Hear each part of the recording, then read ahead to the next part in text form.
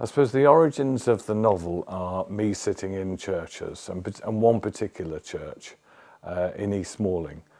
And I've always enjoyed evensong service because of the choral element and the fantastic atmospheres you get in cathedrals when the full choir are there.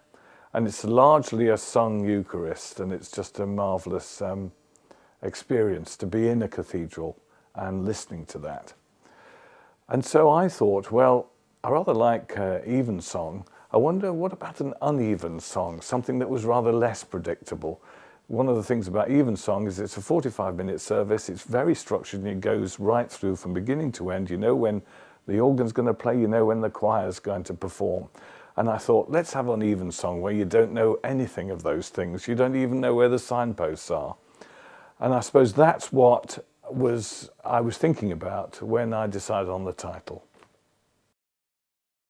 The book is about a group of church restorers who are experts in their field and somewhat eccentric, called down to a church in Kent, in fact the village where I live or live next to. I don't quite live in East Malling, but I live right close to it.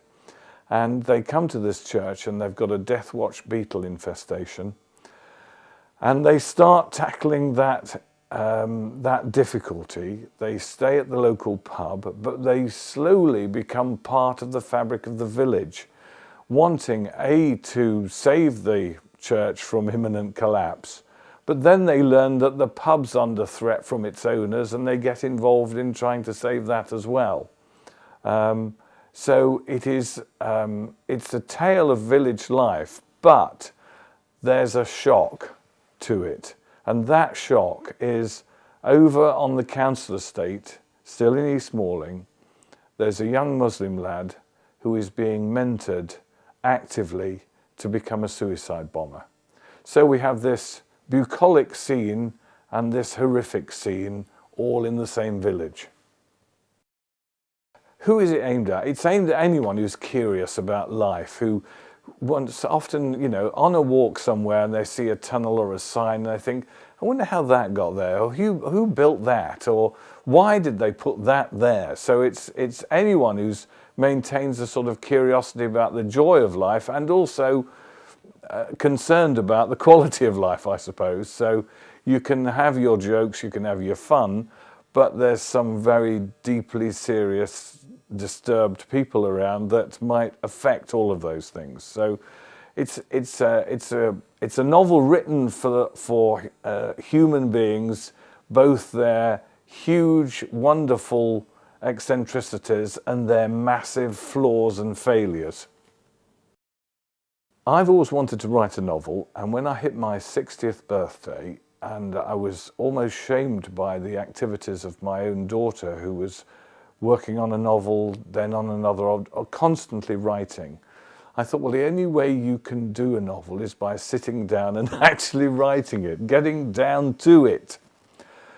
And of course, you know, we've all say, oh, it'd be marvellous to find the time. Well, I set myself the task on that Christmas when I was 60 in November, of saying, right, my New Year's resolution is that I am going to write that novel, and I'm going to do 2,500 to 3,000 words a week, and I'm going to make sure that I keep to that target, and I'm going to see if I enjoy the process. I thought, well, I might not enjoy it, but actually I used to get up very, very early on a Saturday morning, around about 6, watch the dawn come up and write till about 11, and that was a magical time, and suddenly I started to enjoy the whole process.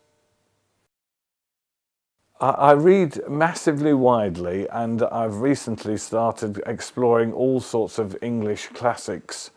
And I suppose the two books that most affected me when I was on that tour of exploration around books that you know the title of, but you've never actually got round to reading. And it was George Eliot Middlemarch and Lawrence Stern's Tristram Shandy. And I love the fact that they would play with the reader, that the narrative would wander off.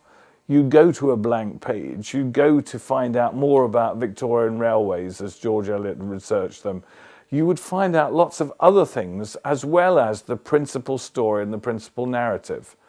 I like Flann O'Brien, I like people who play with the form, Nicholson Baker. So anything that is in novel form but suddenly takes on a different dimension, that's what I most enjoy, and that's what I've tried to copy in my own small way.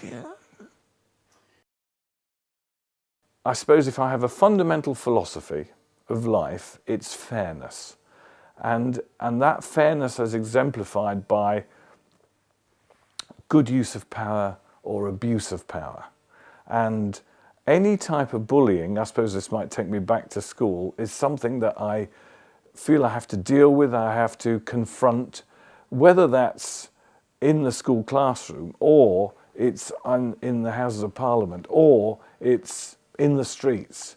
If I can see misuse and abuse of power in whatever it is, I'm afraid I have to get involved. And that involvement is generally me muttering quietly to myself and saying this shouldn't happen or making notes about it. It's not actually, you know, going separating the two competing parties who are fighting. I'll just add a one-liner and say, that really shouldn't happen. But that did inspire me to invent the TV program People in Power for Al Jazeera, which was the use and abuse of power across corporations, institutions, countries, whatever. So the books have, and I can say books now because I'm writing the third one, have an element in there that is exploitation of one human being by another in its multiple forms.